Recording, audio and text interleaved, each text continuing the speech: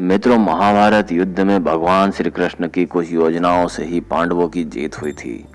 आज हम आपको भगवान की ऐसी एक युक्ति के बारे में बता रहे हैं जिसे अगर भगवान पांडवों को नहीं बताते तो शायद पितामह भीष्म पृथ्वी को निष्पांडव कर देते, क्योंकि उन्होंने पृथ्वी को निष्पांडव करने की प्रतिज्ञा ले ली थी।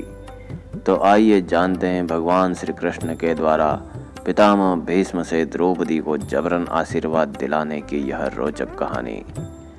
महाभारत युद्ध में अर्जुन के संहार से डरकर दुर्योधन ने भीष्म पितामह पर पांडवों के प्रति प्रेम के चलते वध न किए जाने के आरोप जड़ दिए। ऐसे आरोपों से आक्रोशित होकर भीष्म पितामह ने दुर्योधन के सामने प्रतिज्ञा कर ली कि वे पृथ्वी को निष्पांडव कर देंगे या खुद ही मृत्यु को प्राप्त हो जाएंगे। जब ये बात पांडवों को मालूम हुई तो वे सभी चिंतित हो गए, क्योंकि भीष्म पितामह को युद्ध में हराना असंभव था।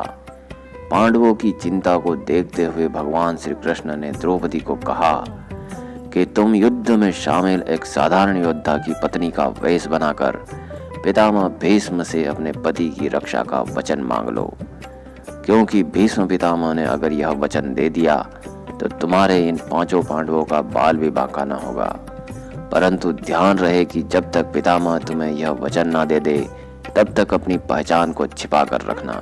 यह सब कहकर उस दिन सूर्यास्त के बाद भगवान श्री कृष्ण द्रौपदी को लेकर भीष्म पितामह से मिलने गए। श्री कृष्ण तो शिविर के बाहर ही रुक गए और द्रौपदी से कहा कि अंदर जाकर पितामह को प्रणाम करो।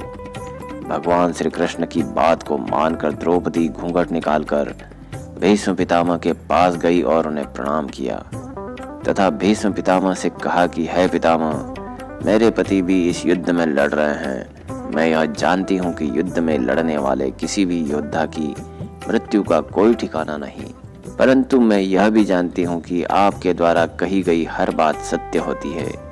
इसलिए हे पितामह, मुझे आप सौभाग्यवती होने का वरदान दें, जिससे कि मेरे पति इस युद्ध में आपके द्वारा दिए गए सौभाग्यवती होने के कवच के चलते सुरक्षित रह सकें।